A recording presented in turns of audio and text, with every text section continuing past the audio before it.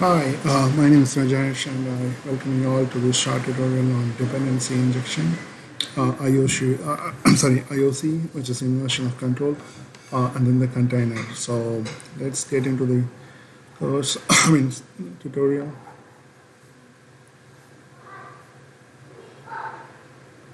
Okay, so the objectives of this short course is like understand what is the IOC principle, and a dependency injection pattern, and then the IOC container, and finally we'll do a small application using these principles. Okay, so IOC, as you can see in this presentation, it's a principle.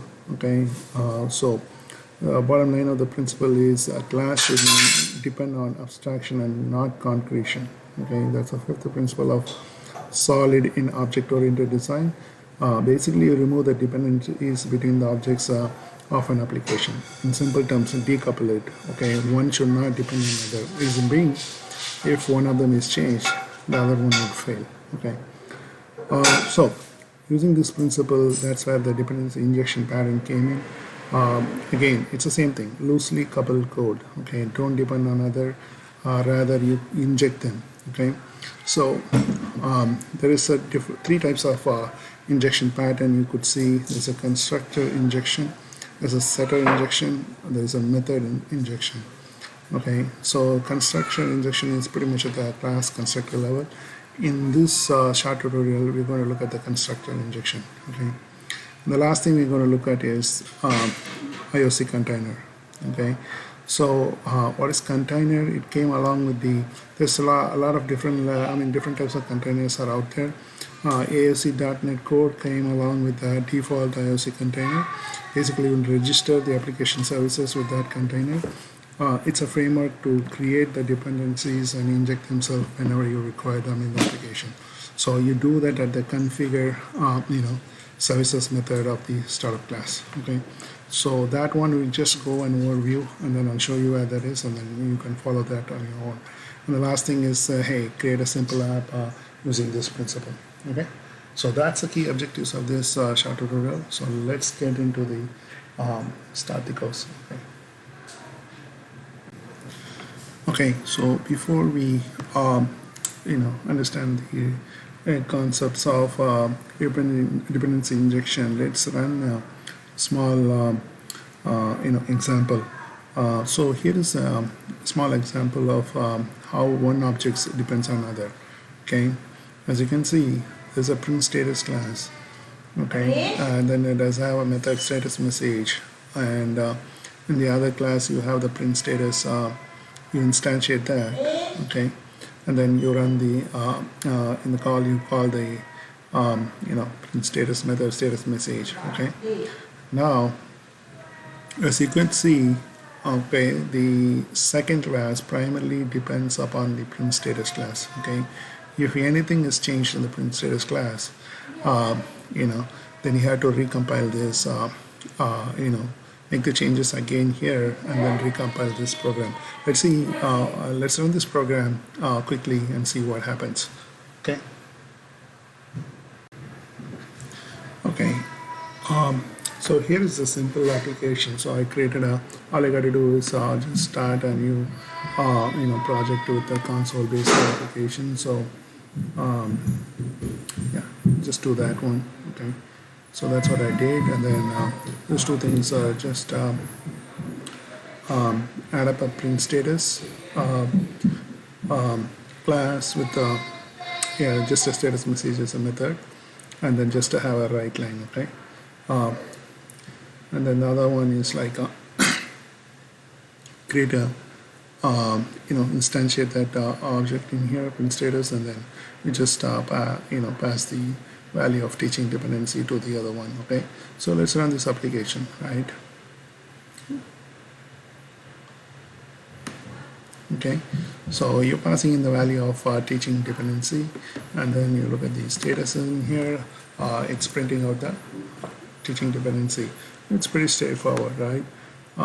So okay, let's see an issue with this thing. Let's go ahead and let's go ahead and make a change in here.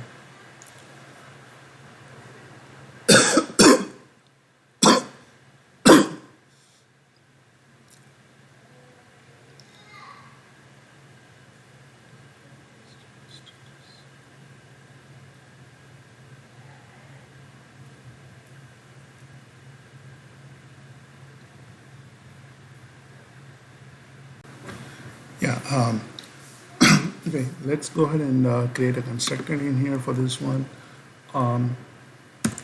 Let's do this one.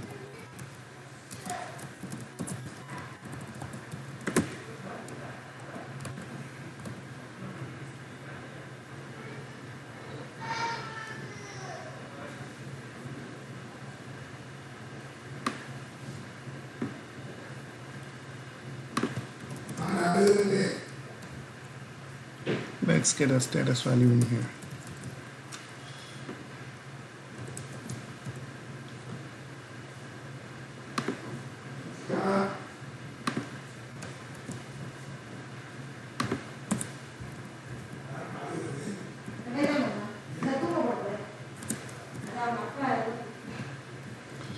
Okay, let's initiate this. Let's create a string called status.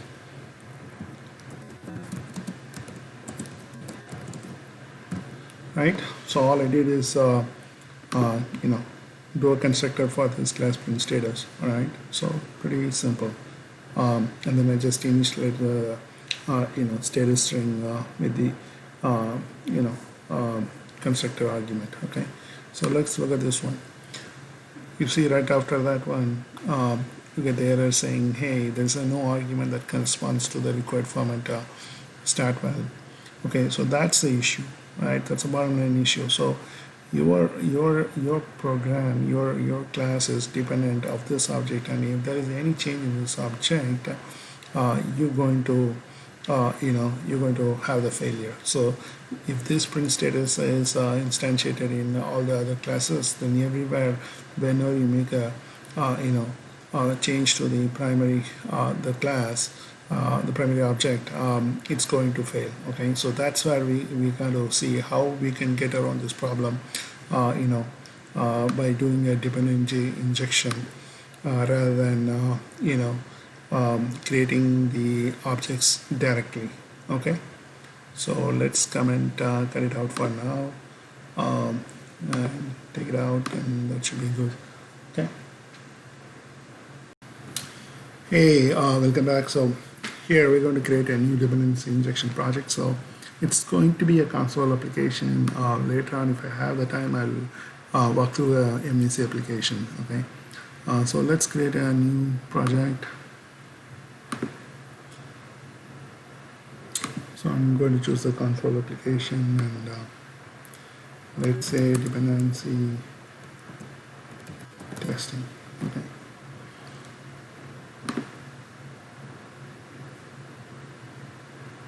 Okay, so basically all we have is program.cs with the main, and then write the hello world in there. Okay, so very first thing is go as far as the dependency injection. Sorry. I'm going to create an interface called, it's going to be a painting application. So let's see, let me go ahead and create interface. Okay.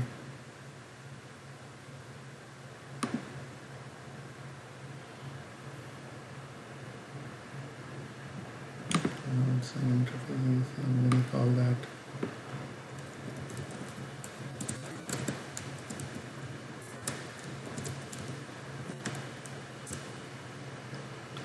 Okay, for right now, let's create it as public. Just open it up. So let's say I'm going to create an interface, one for color and one for pigment. Okay. Both these things are like properties of painting. Okay. So that's the very first thing we create. We create the interface. Now let's go ahead and create the object that's going to use this is this interface. So let's go ahead. I'm going to say let's say add class let's say let's do the car in here. Okay. Then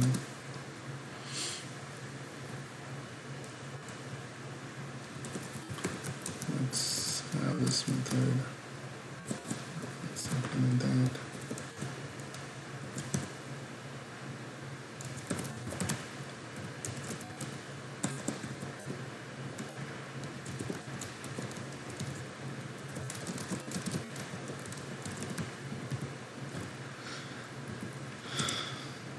Let's do one more for that.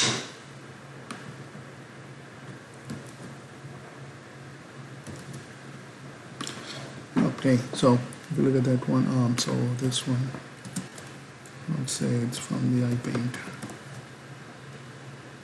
Okay.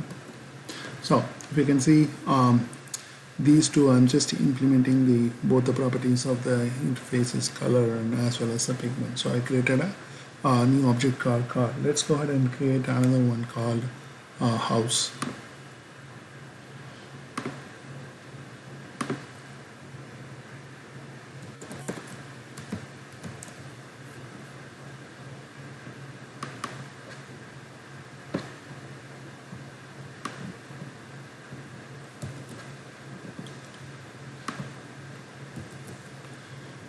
Okay, so as you could see, the house as well as say them both, house as well as the car, both are derived from the iPaint interface. Okay, so that's a, now let's go ahead and create the controller. Okay.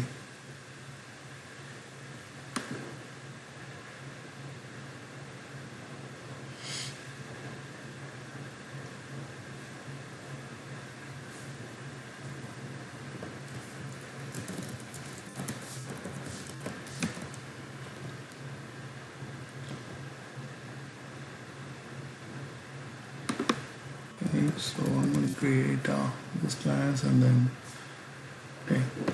okay, so this is where the first thing I would do is I'm going to inject that. Let's create the constructor.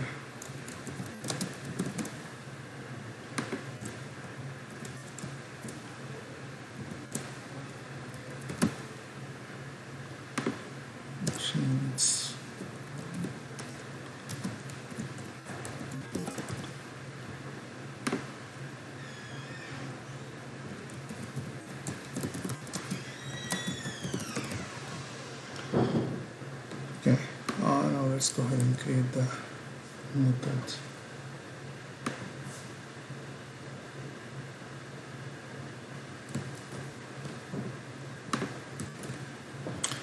Okay, so very simple, you see that one. So we are injecting the iPaint interface into the constructor. Okay, so iPaint, that's how we started. We started with the, you could say it's an abstract interface or abstract class, whatever you mean. I mean, this one is abstract interface, so that's what basically we're injecting that into the constructor. So this is the constructor injection. Okay, and then we having the implementing the methods in that one. Okay, so we're implementing two methods, color as well as the pigment. Okay, as you could see here, let's come back to this a little later. Let's hold on for right now. Okay, so that's the bottom line. So this is a controller. We are calling those two objects color and pigment. If you go back to the presentation, okay, those are the service providers. Okay, these colors and pigments, you have the house and cars, those two are service providers. Okay, and let's the last thing we want to do is let's come back to the main program. Yeah, we haven't done anything in here. Let's go ahead and say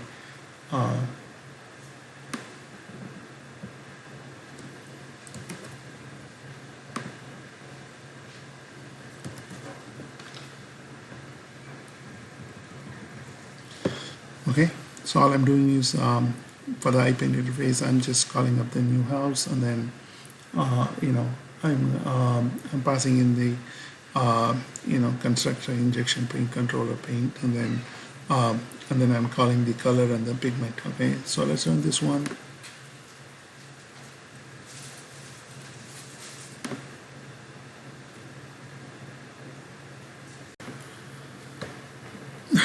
Okay, so as you could see here, in here too, we are passing in the constructor injection.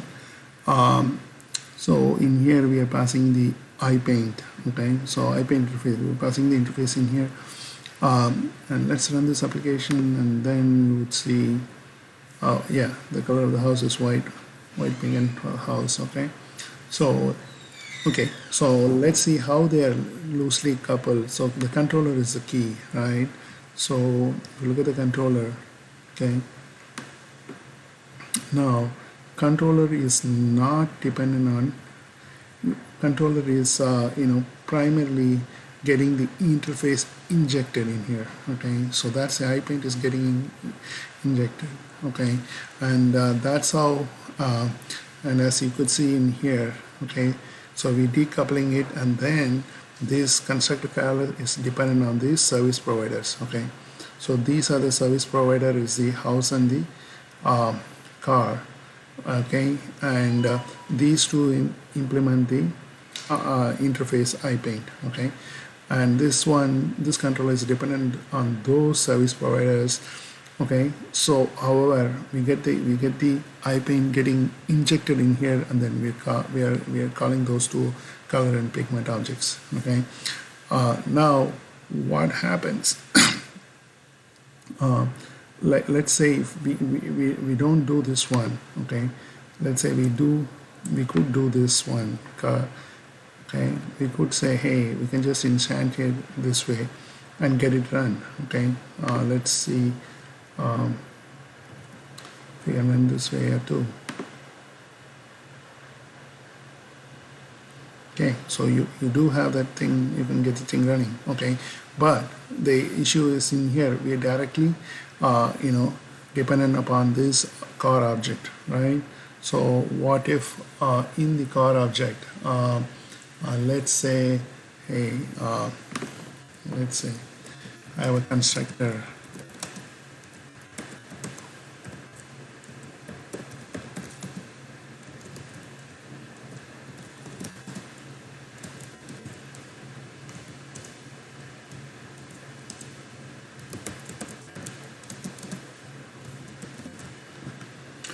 Okay, so let me build a constructor with this for the car object. Okay, so that one it kind of gets the type of the car. Okay, so then let's see what happens, right?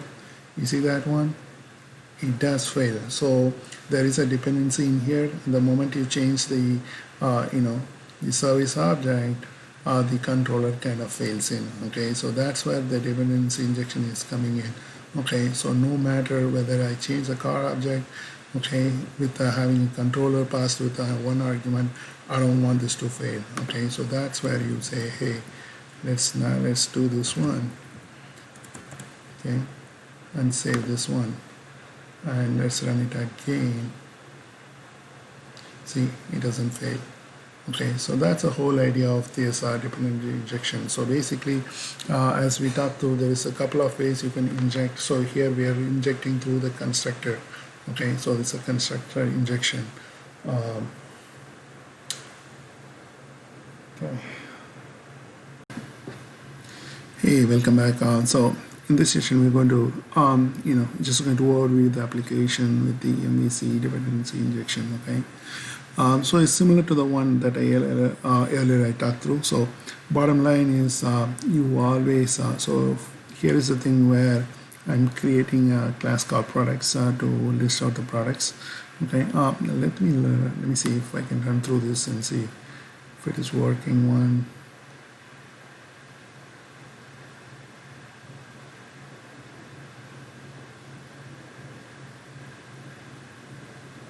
Okay, there we go. So we get the list of products in here. So let's go ahead and see how we achieve this. Okay, so as I again said, like we always start with the interface, right? So here I'm creating a class called products, and then products model, and then I'm going to create an interface. So that is a starting point with creating a give me the list of other products. So get all the products, right? So the next thing I would do is go ahead and create the database access layer. Okay, in this one here, as you could see, I implemented the products data access layer. Okay, so I'm going to get all the products. Okay, so here it's not a database access. We just one thing I forgot to mention is that dependency injection is another way to create a unit testing. To make them independent and do a unit testing rather than depending on other objects. So that's a whole idea. So that's what we are doing it here. So I created a database layer to get all the products. Okay, and this all the products is just added up in here. Okay, just a list with the products. With the products class. So simple one, right? So the other thing is the business logic here. In here, this is where I'm injecting, as you could see here, I'm injecting the products. Okay, so this is how. So this is again a constructor where you inject the object products here. Okay, and then we're having a method to get all the products. Based on that one, you get all the products. Okay, simple and straightforward one. Now.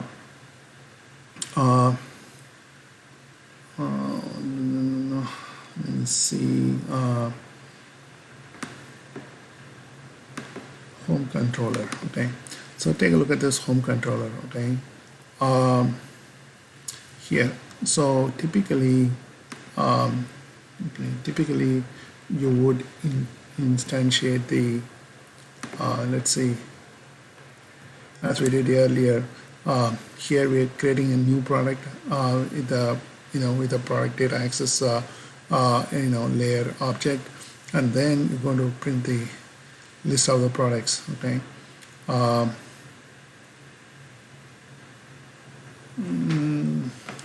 would say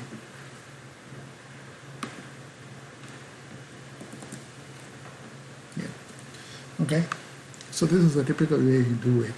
Okay, so as you could see here, I don't have to do that. Okay, I don't have to do that. I could just directly call out the I can directly get the list of the products. Okay, so using that one, so by actually injecting the product access in here, and then calling all the products through that. So how could we achieve this one? This one we are achieving that. If you look at the okay, so this is the container. So in .NET Core, this is where you register anything new. So configure services is where you register it, and so that's where the dependency injection container work. Okay, so so basically I already mentioned IOC container, right? So that where you register, so make sure that which dependency you want to instantiate. Here we have the iProducts, interface and products data access layer. Okay, so the the interface and then the classes are registered in here. Okay, so the IOC container basically creates objects instead of you creating it manually. Okay, so that's exactly what we achieved in here. Rather than I'm creating it manually, it does create for you, and then when everything is pretty much done, it kind of disposes the objects. Okay, so the dependent objects. So that's a whole life cycle of the IOC container. So once you started done with the once you're done with the creating the objects, I would recommend you to register into the configure services to become part of the IOC container. Okay, so so we came to the last page of what is the dependency injection with MVC. So It's a framework for automatic dependency injection. Okay, so .NET Core, that's what I mean. So here the three things you need to know is a register, resolve, and dispose. Those are the dependency injection life cycles, and we do know that where do we register that in an MVC application. Okay. Again, ASP.NET Core is actually a container. So you have a default container in here. There are like there are other containers, outside containers that you can just you can implement along with the project. So one of them is a Unity container, that you can install through the NuGet packages. Okay. So that concludes this small tutorial on dependency injection. So if you have any questions on that one, please let me know or do a comment. And also, these are my new tutorials, so I will try to improvise on each session. So give me some feedback. Okay. Thank you again.